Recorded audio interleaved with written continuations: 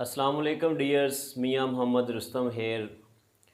आज अपने YouTube channel पे एक लेक्चर सीरीज़ का आगाज़ करने जा रहा हूँ, जिसमें मुझे बहुत सारे दोस्तों ने, बहुत सारे फ्रेंड्स ने, क्लोज़ फ्रेंड्स ने मुझे फ़ोर्स किया कि आप यूट्यूब पे ये वाला लेक्चर सीरीज़ ये वाली स्टार्ट करें। अब इस लेक्चर सीरीज़ का मकसद क्या है? आज चूँकि इस लेक्चर सीरीज़ का फ़र्स्ट लेक्चर है, तो इसलिए थोड़ी सी बातें ये डिस्कस होंगी और उसके बाद फिर हम अपना लेक्चर स्टार्ट करेंगे। इसमें हम मैथमेटिक्स के रिलेटेड उन चीज़ों को डिस्कस करेंगे जो आपके जितने भी जॉब के टेस्ट होते हैं, स्पेशली जो फेडरल लेवल के टेस्ट होते हैं, फॉर एग्ज़ाम्पल एफपीएससी के टेस्ट होते हैं, पीपीएससी के टेस्ट होते हैं, एनटीएस, ओटीएस, मतलब जितने भी टेस्ट होते हैं, तो उसके अंदर मैथमेटिक्स का एक पोर्शन लाजमी आता है। अब बहुत सारे लोग उस मैथमेटिक्स का जो पोर्शन होता है उसमें कंफ्यूज रहते हैं। बहुत सारे लोग उस मैथमेटिकल पोर्शन की वजह से अपना टेस्ट जो है वो क्लियर नहीं कर पाते। तो मैं इंशाल्लाह आज इस लेक्चर सीरीज़ का आगाज़ करते हैं। इसमें जिस बुक को लेके मैं चलूँगा, यानी जिस बुक से हम क्वेश्चंस को करेंगे, बेसिकली इस बुक के अंदर पिछले पेपर्स दिए गए हैं जो कि टेस्टों के अंदर, मतलब एमसीक्यूज़ आए हुए हैं, क्वेश्चंस आए हुए हैं, वो सारे क्वेश्चंस हैं, उनकी कलेक्शन है, एक मॉडल पेपर्स हैं और बुक बड़ी अच्छी है। मैंने उसको रीड किया तो बड़े इंटरेस्टेड क्वेश्चन है। तो उस बुक का इंट्रोडक्शन मैं अभी आप लोगों को दूंगा। तो थोड़ा सा इंट्रोडक्शन, चले पहले बुक का इंट्रोडक्शन थोड़ा कर लेते हैं।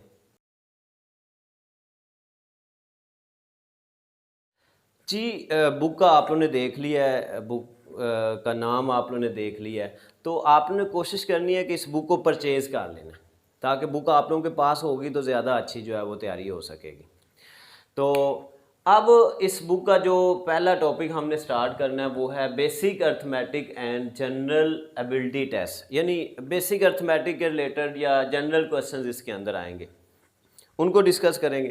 तो लेक्चर स्टार्ट करने से पहले एक और चीज़ देखें, आप सब जानते हैं कि हर बंदा अपना फ़ायदा चाहता है, आप लोगों का भी फ़ायदा हो, मेरा भी फ़ायदा हो, तो हमारा जो है वो ये सिलसिला बड़ा अच्छा चलता रहेगा।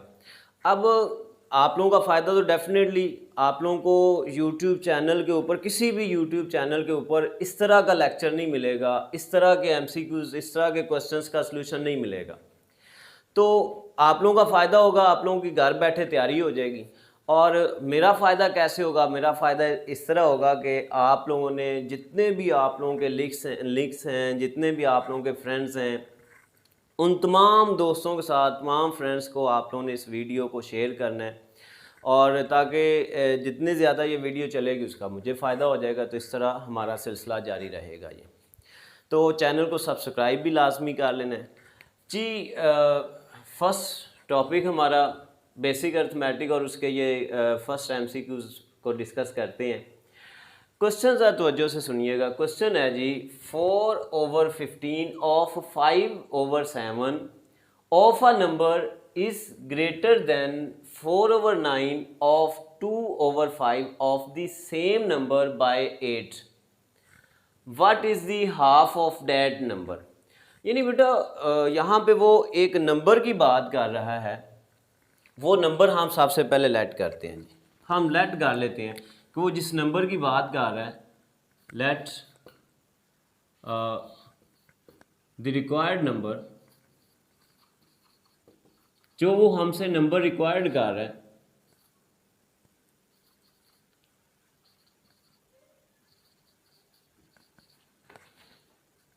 Is x. हमने उस नंबर को लेट कर लिया कि वो जो नंबर हमसे मांग रहा है, रिक्वायर्ड कर रहा है, वो नंबर एक्स है। अब वो क्या कह रहा है, फर्स्ट कंडीशन देखें, वो कह रहा है 4/15 ऑफ, ये पहली चीज़ सुने, मैथमेटिक्स के अंदर जब भी ये ऑफ का वर्ड आएगा तो इसको मल्टीप्लाई में चेंज कर लेना आपने। यानी हमारे पास आएगा 4/15 मल्टीप्लाई, ये जो ऑफ है इसकी जगह मल्टीप्लाई का साइन आया, 5/7 of a number, of a number फिर मल्टीप्लाई, नंबर क्या है, नंबर को हमने क्या लेट किया हुआ है, एक्स। क्लियर। आगे वो कह रहा है, ये हमने यहां तक बात डिस्कस की, 4/15 ऑफ 5/7 ऑफ अ नंबर, 4/15 ये ऑफ है, multiply 5/7 of a number, number x है। कह रहा है इज ग्रेटर देन, किससे, दूसरा नंबर कौन सा है, जिससे वो ग्रेटर है 4/9। सेकंड नंबर मैं लिख रहा हूँ 4/9 ऑफ का मतलब multiply 2/5 of the same number कौन सा है x। तो वो कह रहा है कि ये वाला जो नंबर है वो इससे कितना ग्रेटर है 8। यानी अब मैं आपसे कहूँ जी 8 जो है वो 2 से कितना 8 2 से कितना ग्रेटर है, तो आप लोग क्या कहेंगे जी 8 2 से 6 टाइम्स ग्रेटर है, यानी 6 ग्रेटर है, 6 टाइम नहीं सॉरी 6 ग्रेटर है। तो मतलब वो 6 कैसे है, 8 में से 2 को माइनस करने से है। तो यहाँ वो कह रहा है कि ये वाला नंबर इससे कितना ग्रेटर है 8, यानी इसमें से इस नंबर को अगर हम माइनस करेंगे तो हमारे पास उसका आंसर क्या आएगा 8। अब इसकी सिंप्लीफिकेशन देखें, यहाँ पे ये 4 5 ज़र हो जाएगा हमारे पास 20, या इसको 4 मल्टीप्लाई बाय 5, नीचे हमारे पास है जी 15 मल्टीप्लाई बाय 7, ये x आ गया, माइनस यहाँ पे हमारे पास है 4 मल्टीप्लाई बाय 2, नीचे हमारे पास है 9 मल्टीप्लाई बाय 5x और इक्वल में 8। अब देखें यहाँ पे अगर इनको मल्टीप्लाई करके एलसीएम लेंगे तो कैलकुलेशन थोड़ी मुश्किल हो जाएगी, क्योंकि वहाँ पे कैलकुलेटर तो अलाउ ही नहीं है। तो कोशिश हमने करनी है कि कैलकुलेशन भी इजी रहे। तब यहाँ से हम इन दोनों में देखें तो 5 इसमें भी 4 है, ऊपर इसमें भी 4 है, तो 4 को बाहर कॉमन कर लेंगे। उसके बाद नीचे अगर देखें तो इसमें 15 है, तो इसमें भी 15 आएगा। इसमें 15 कैसे आएगा, ये 3 3 ज़र 9 और ये 5 है, यानी अगर मैं 9 और 5 को मल्टीप्लाई करूँ तो आता है 45, और 45 को अगर मैं ब्रेक करके लिखूँ 15 में तो 15 मल्टीप्लाई बाय 3 आएगा 45। तो ऊपर से 4 बाहर आ जाएगा, नीचे से 15 दोनों के कॉमन हो जाएगा, और ये जो x है इसको भी बाहर ले लेते हैं। बाकी क्या बचेगा, इधर हमारे पास 4 बाहर आ गया 5 रह जाएगा, 15 बाहर आ गया 7 रह जाएगा, माइनस x भी बाहर आ गया। यहाँ से हमारे पास 4 बाहर आ गया सॉरी, तो क्या बचेगा 2, और नीचे से 15 बाहर आ गया तो क्या बचेगा 3, और x भी बाहर आ गया, और ये चीज़ किसके इक्वल है जी 8 के। अब इसका एलसीएम बड़ा इजी हो जाएगा, 4/15x। एलसीएम में क्या करना है, इन दोनों को नीचे मल्टीप्लाई कर, यानी ऊपर नीचे नंबर सेम करना है, इधर भी और इधर भी। अब इधर 7 है इधर 3 है, तो इसको 3 से मल्टीप्लाई कर दें और इसको 7 से, तो ये भी 21 हो जाएगा और ये भी 21। अब इसको 3 से मल्टीप्लाई करना है तो ऊपर भी 3 से नीचे भी, 5 को 3 से मल्टीप्लाई करेंगे तो 5 3 ज़र 15, और 7 को 3 से करेंगे तो 7 3 ज़र 21। यहाँ पे हमने 7 से करना है, यानी इसके नीचे जो नंबर है उसके साथ इस फ्रैक्शन को मल्टीप्लाई करना है। 7 2 ज़र 14 हो जाएगा, और नीचे 7 3 ज़र 21 हो जाएगा। अब हमारे पास ये आ जाएगा 14/15x, यहाँ पे 4/15 सॉरी, यहाँ पे 21 नीचे सेम हो जाएगा, और ऊपर आ जाएगा 15 माइनस 14 इज इक्वल टू 8। ये हमारे पास आ जाएगा जी 4/15x, 15 में से 14 गए तो 1/21 इज इक्वल टू 8। तो अब क्या करना है, हमने x को इधर छोड़ना है और बाकी नंबर उधर ले जाने हैं। जब बाकी नंबर उधर लेके जाएंगे तो क्या होगा, ज़रा तवज्जो करनी है। ये 15 भी इधर डिवाइड हो रहा है और ये 21 भी डिवाइड हो रहा है, उधर जाके मल्टीप्लाई हो जाएगा। x इज इक्वल टू 8, ये दोनों उधर जाके 8 से मल्टीप्लाई हो जाएंगे, यानी 15 भी मल्टीप्लाई हो जाएगा और 21 भी मल्टीप्लाई, और ये जो 4 ऊपर है ये उधर जाके नीचे आ जाएगा। 4 1 ज़र 4, 4 2 ज़र 8, हमारे पास आ जाएगा 15 2 ज़र 30 मल्टीप्लाई बाय 21।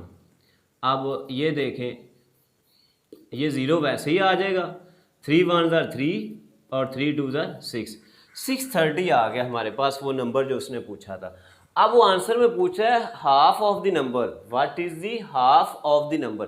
तो 630 का हाफ करने के लिए हम क्या करेंगे, 630 को 2 पे डिवाइड कर देंगे, 2 1 ज़र 2, तो यहाँ पे 2 3 ज़र 6 और 2 1 ज़र 2, 1 3 1 इधर आएगा 10, तो 2 5 ज़र 10, तो क्या आएगा हाफ 315। वैसे भी 630 का हाफ 315, तो हमारा आंसर क्या आ गया 315। ये पहला कंप्लीट हो गया जी, हमारा फर्स्ट एमसीक्यू कंप्लीट हो गया था। सेकंड क्वेश्चन देखिए, क्वेश्चन की स्टेटमेंट देखिए, कह रहा है a man divides 8600 rupees among 5 sons and 4 daughters and 2 nephews. If each daughter receive 4 times as much as nephews and each son receive 5 times as much as each nephew, how much does each daughter receive? Statement में वो क्या कहना चाह रहा है? वो कह रहा है कि एक आदमी है जो कि 8600 रुपीज़ को डिवाइड कर रहा है। किस किस में डिवाइड कर रहा है? 5 बेटे, 4 बेटियां और 2 नेफू भांजे। आगे वो कह रहा है कि if each daughter receive 4 times as much as nephew, यानी हर जो बेटी है, एक बेटी जो है वो एक नेफू से कितने ज़्यादा रिसीव कर रही है? 4 टाइम्स। यानी अगर नेफू 1 रुपया रिसीव करता है तो बेटी कितने रिसीव करेगी? 4 रुपीज़। अगर ईच नेफू यानी एक नेफू 2 रुपीज़ रिसीव करेगा तो बेटी कितने करेगी? 4 2 8 रुपीज़, यानी 4 टाइम्स ज़्यादा। और ईच सन कितने टाइम्स ज़्यादा रिसीव कर रहा है? 5 टाइम्स। और उसने पूछा क्या है कि हर बेटी जो है वो कितने रिसीव करेगी। ज़रा ये हम लेट कर लेते हैं कि लेट ईच नेफू रिसीव ₹1। एक नेफू जो है वो कितने रुपीज़ जो है वो रिसीव कर रहा है? 1 रुपया हमने लेट कर ली। तो देन कितने नेफू हैं? 2 है। तो देन 2 नेफूज रिसीव RS। अच्छा, एक जो है वो 1 रुपया रिसीव कर रहा है तो 2 कितने करेंगे? 2 रुपये रिसीव करेंगे। अच्छा, इसी तरह ईच डॉटर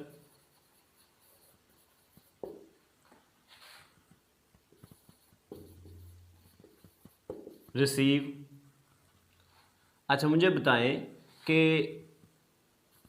एक डॉटर कितने रिसीव करेगी? यानी एक नेफू जो है वो 1 रुपया रिसीव अगर करे तो डॉटर 4 टाइम्स उससे ज़्यादा रिसीव करती है।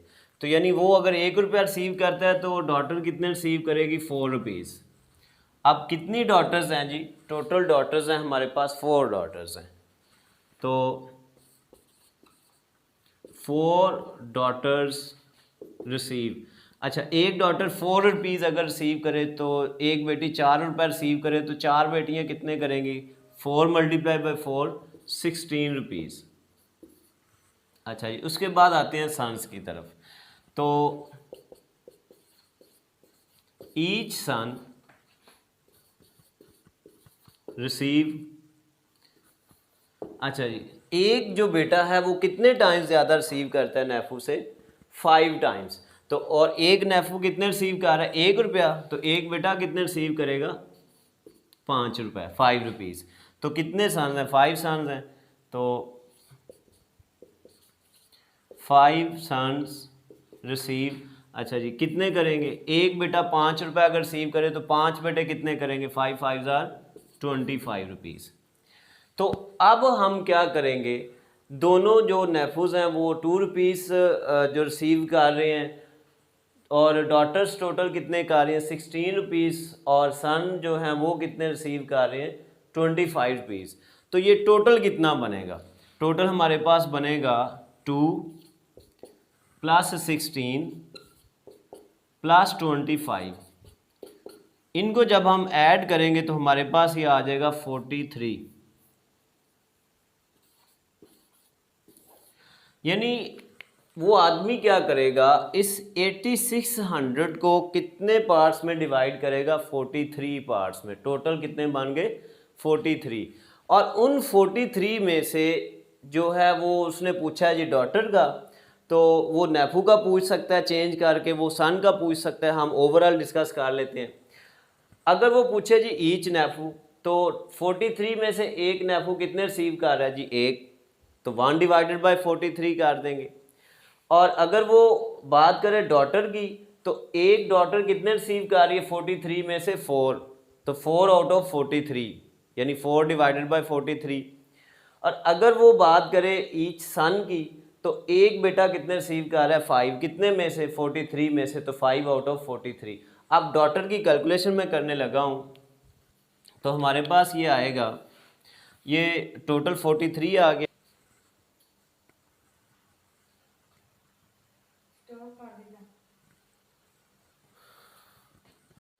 अच्छा जी, अब हमने फाइंड करना है डॉटर का, तो each daughter receive, each daughter receive. अच्छा जी, एक डॉटर कितने रिसीव कर रही है 4, कितने में से 43 में से, 4 आउट ऑफ 43। अब टोटल अमाउंट कितनी है 8600।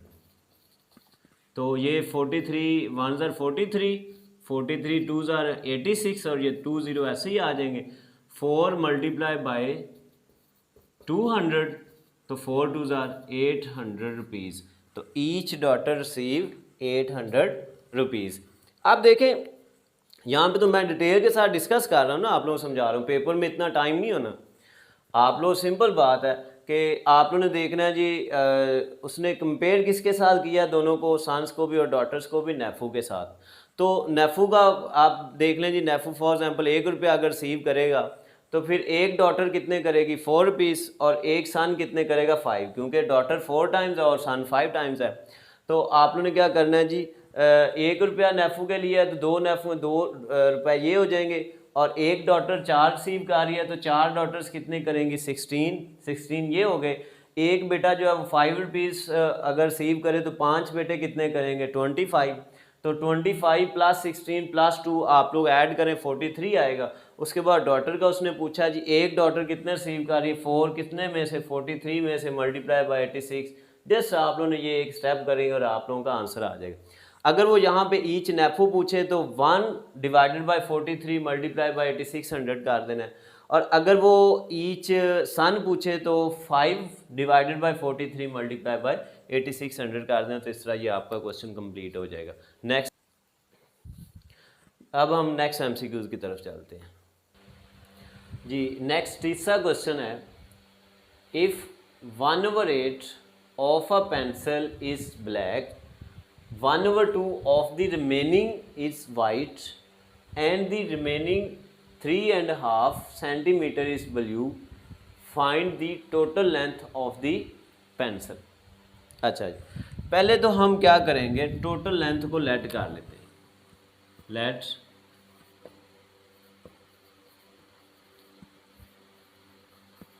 टोटल लेंथ जो पेंसिल की है उसको लेट कर लेते हैं x सेंटीमीटर। टोटल लेंथ को क्या लेट कर ले x। अच्छा जी, अब टोटल लेंथ का वो कह रहा है कि 1/8 of a pencil is black, यानी टोटल का जो 1/8 है। अब 1/8 कितना बनेगा जी 1/8x, 1/8 ऑफ का मतलब क्या होता है मल्टीप्लाई। चलो जी, ऑफ का मतलब मल्टीप्लाई किसका, अ पेंसिल, पेंसिल की लेंथ कितनी है x, ये ब्लैक है, ये क्या है जी ब्लैक, ब्लैक कितना है 1/8 मल्टीप्लाई बाय x, तो जस्ट क्या लिख देते हैं x। आगे वो कह रहा है 1/2 ऑफ द रिमेनिंग, यानी जो बाकी बचेगा उसका 1/2। अब बाकी कितना बचेगा, आप देखें टोटल है हमारे पास x में से ब्लैक कितना हो गया 1/8, यानी ये तो ब्लैक हो गया, ये टोटल में से हम माइनस कर देंगे, निकाल देंगे, तो बाकी जो बचेगा उसकी वो बात कर रहा है कि उसका कितना आ गया 1/2 रिमेनिंग इज़ वाइट। तो पहले तो इसका रिमेनिंग पार्ट निकालते हैं, टोटल में से ये जो ब्लैक है इसको निकाल देते हैं। तो यहाँ पे इसके नीचे 8 है, तो इसके नीचे भी 8 लाने के लिए क्या करेंगे, ऊपर भी 8 से मल्टीप्लाई कर देते हैं, नीचे इसके क्या आ जाएगा 8, यानी इसके नीचे क्या है, यहाँ पे x के नीचे 1 है, तो 8 को ऊपर और नीचे मल्टीप्लाई करवा दिया, माइनस 1/8x। तो 8 नीचे सेम है, कॉमन हो जाएगा, ऊपर आ जाएगा 8x माइनस 1x, तो 8 में से 1 माइनस करेंगे तो 7x/8, ये बचा रिमेनिंग, यानी ब्लैक, टोटल में से ब्लैक निकाल दिया तो बाकी पेंसिल का जो टोटल लेंथ है वो कितनी बच गई, 7x/8। अब ये जो बाकी बचा उसका वो कह रहा है कि 1/2 of the remaining is white, यानी इसका 1/2 रिमेनिंग है। अब वाइट के लिए कितना है जी, 1/2 ऑफ का मतलब मल्टीप्लाई किसका, रिमेनिंग, रिमेनिंग कितना बचा है, 7x/8 जी। तो 7 1 ज़ार 7, 7x, नीचे 8 2 ज़ार 16, ये हमारे पास आ गया वाइट। क्लियर होगी बात, यानी टोटल में से ब्लैक निकाल दिया, फिर वाइट हमारे पास कितना आया, 7x/16। आगे क्या कह रहा है, द रिमेनिंग इज़ 3.5 सेंटीमीटर। अच्छा, ये जो 3.5 होता है इसको कैसे कैलकुलेट करते हैं, इन दोनों को मल्टीप्लाई करते हैं और इसको प्लस करके ऊपर लिख देते हैं। 3 2 ज़ा 6 और +1 करेंगे 7 ऊपर आएगा, 7 नीचे आएगा 2।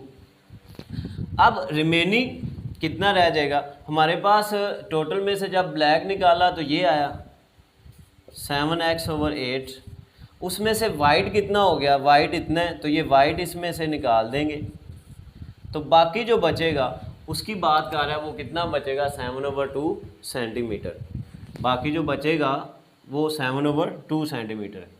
तो इक्वल में ले लेते हैं जी 7/2। अब इसके नीचे 16 है, इसके नीचे 16 कब आएगा, जब 8 को 2 से मल्टीप्लाई करेंगे। तो ऊपर 7 को 2 से मल्टीप्लाई करेंगे, 7 2 ज़ार 14x, नीचे आ जाएगा 8 2 ज़ार 16, यहाँ पे 7x/16 इक्वल में क्या आएगा, 7/2। अब दोनों के नीचे 16 जो है ये कॉमन हो जाएगा, 16 कॉमन हो जाएगा, ऊपर 14x - 7x आ जाएगा, 14x - 7x इक्वल में क्या है जी, 7/2। 14 में से 7 माइनस करेंगे तो 7 बचेगा, 7x/16 इज इक्वल 7/2। अब हमने x को सेपरेट करना है, टोटल लेंथ बतानी है। टोटल लेंथ क्या थी, x, तो x के साथ ये 7/2, 16 जो है वो डिवाइड हो रहा था, ये मल्टीप्लाई हो जाएगा और जो 7 ऊपर है वो नीचे आ जाएगा दूसरी साइड पे जाके। जब साइड चेंज करते हैं तो रेसिप्रोकल ले लिया जाता है, यानी ये 7/16 16/7 हो जाए, 7 7 से गया, 2 1 ज़ार 2, 2 8 ज़ार 16, तो x हमारे पास कितना आ गया जी, 8 सेंटीमीटर। तो यहाँ पे आंसर हमारा कौन सा आएगा जी, ये फर्स्ट ऑप्शन आ गई 8 सेंटीमीटर। अब ये तो मैंने डिटेल से समझा दी है। अब आप लोगों ने क्या करना है, पेपर में x लेट कर लेना है टोटल, तो उसमें ब्लैक कितना हो जाएगा, 1/8 ऑफ x, 1/8x। फिर ये तो करना पड़ेगा, x में से 1/8 को माइनस करना है, तो आपके पास 7x/8। ये जो रिमेनिंग बाकी बचा है उसमें से जो 1/2 था, यानी रिमेनिंग का 1/2 जो है वो वाइट था, तो वाइट हमारे पास ये आ गया। उसके बाद वो कह रहा है कि मज़ीद इसमें से ये जो बाकी बचा था ब्लैक के बाद, इसमें से ये वाइट भी निकाल दे तो बाकी जो बचेगा वो कितना बचेगा, 3.5। इसको सॉल्व करते 7/2 आता है, तो ये हमारे पास आ जाएगा 7/2 के इक्वल। फिर उसके बाद इसको हम सॉल्व करके तो हमारा आंसर आ जाएगा 8 सेंटीमीटर जी। क्वेश्चन नंबर 4 है हमारे पास, a crate of mangoes contains 1 bruised mango for every 30 mangoes in the crate. If 3 out of every 4 bruised mangoes are considered unsalable and there are 12 unsaleable mangoes, then how many mangoes are there in the crate? Question क्या है, question में वो क्या कह रहा है, वो कह रहा है कि एक मैंगोस का क्रेट है, उसके अंदर क्या हुआ है कि हर 30 में से एक मैंगो जो है वो ब्रूस हो चुका है, यानी ज़ख्मी हो चुका है, वो निशान लग चुका है उसको क्रेट के अंदर, यानी हर 30 में से एक मैंगो को निशान लग चुका है, ज़ख्मी हो चुका है। आगे कह रहा है if 3 out of every 4 bruised mangoes are considered unsellable, यानी वो जिन मैंगोज़ को निशान लगे हैं, ज़ख्मी हुए हैं, उनमें से क्या हुआ है कि हर 4 में से जो 3 हैं वो अनसेलेबल है, यानी वो सेल नहीं हो सकते। ओके, आगे वो कह रहा है एंड देयर आर 12 अनसेलेबल मैंगोज, तो टोटल क्रेट के अंदर कितने मैंगोज हैं जो सेल नहीं हो सकते, 12। तो क्रेट के अंदर टोटल मैंगोज कितने होंगे वो उसने पूछे हैं। अच्छा, बड़ा सिंपल सा है ये। अब देखिए उसने कहा है कि 12 मैंगोज ऐसे हैं जो सेल नहीं हो सकते, और यहाँ पे वो कह रहा है कि 3 out of every 4 bruise mangoes are considered unsellable, यानी हर 4 में से 3 जो है वो अनसेलेबल हैं। तो 3 को किससे मल्टीप्लाई करें कि हमारे पास 12 आ जाए? 3 4 ज़ा 12, 3 को 4 से मल्टीप्लाई करने से 12 आ रहा है, तो 4 को अगर 4 से मल्टीप्लाई करें तो कितना आएगा? 16। यानी जो मैंगोस ब्रूस हो चुके हैं उनमें से 12 आउट ऑफ 16 जो हैं वो अनसेलेबल हैं।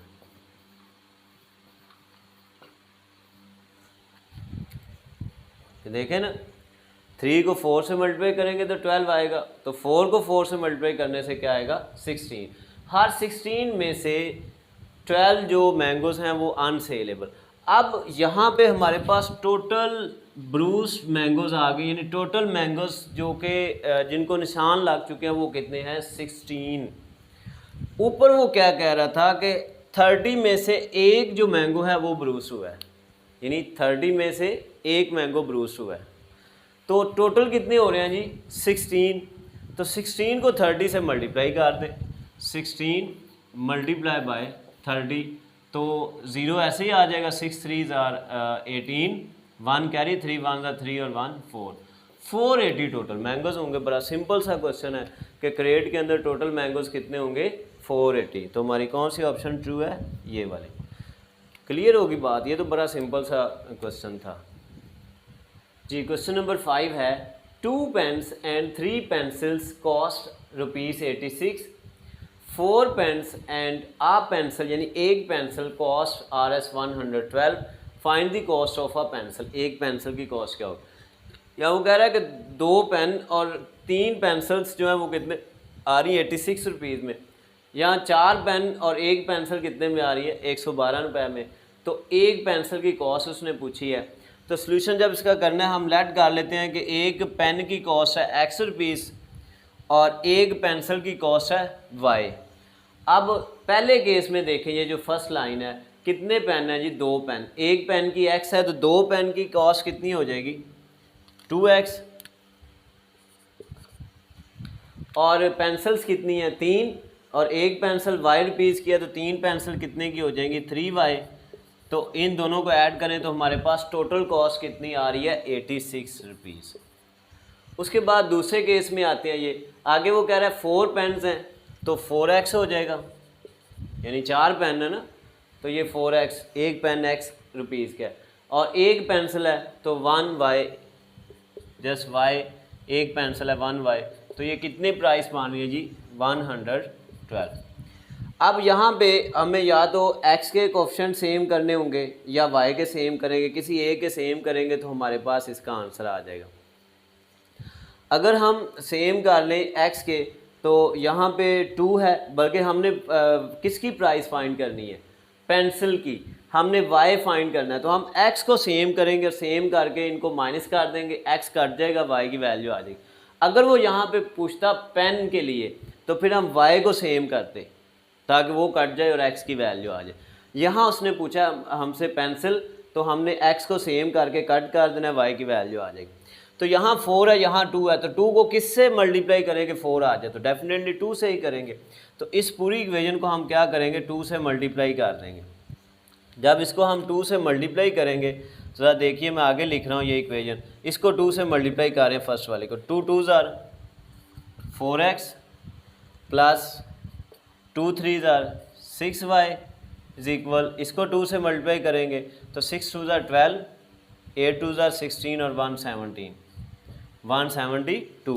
यानी इसको हमने क्या किया? ये फर्स्ट वाले जो हमारे पास इक्वेशन है 2 से मल्टीप्लाई कर दिया। क्यों किया? क्योंकि हमने ये वाले नंबर सेम करना था।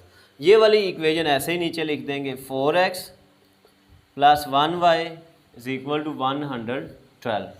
अब इनको क्या करना है? यहाँ पे माइनस कर देना। जब माइनस किया जाता है तो नीचे वाले साइन बदल जाते हैं। यहाँ पे ये प्लस है, माइनस हो गया, यहाँ भी ये प्लस है तो क्या हो गया? माइनस। ये प्लस 4x माइनस 4x से अब कट जाएगा। 6y में से एक y माइनस करेंगे तो बाकी हमारे पास रह जाएंगे 5y। इक्वल में 172 में से 112 माइनस करने हैं तो 2 में से 2 गए 0, 7 में से 1 गए 6 और 1 में से 1 0। ये 5 चूँकि इधर मल्टीप्लाई हो रहा है, दूसरी साइड पे लेके जाएंगे तो ये डिवाइड हो जाएगा। 60 को जब डिवाइड करेगा तो 5 1 ज़र 5, 5 12 ज़र 60। तो हमारे पास y की वैल्यू इस तरह क्या आ जाएगी 12।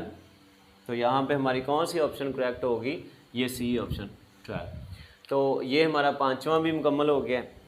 आज के लेक्चर में हम ये 5 क्वेश्चन हमने आज के लेक्चर में डिस्कस किए हैं। इस तरह 5 या अगर कुछ ज़्यादा टाइम मिला तो ज़्यादा कर देंगे, लेकिन 5 ही मेरा ख्याल इनाफ है। तो हम 5 करके जो है वो अपनी लेक्चर सीरीज़ को चलाएंगे। इनको आप लोगों ने समझना है। अगर कोई प्रॉब्लम हुई तो मुझे वो कमेंट बॉक्स में जाके वो अपनी प्रॉब्लम शेयर करनी, या आपके पास इस तरह का कोई क्वेश्चन हो जो आपको प्रॉब्लम कर रहा हो, ना सॉल्व हो रहा, वो भी मुझे उधर शेयर कर देंगे कमेंट बॉक्स में, तो वो भी लेक्चर सीरीज़ के अंदर हम ऐड कर लेंगे। तो इंशाल्लाह नेक्स्ट लेक्चर में मुलाकात होगी। अल्लाह हाफिज़।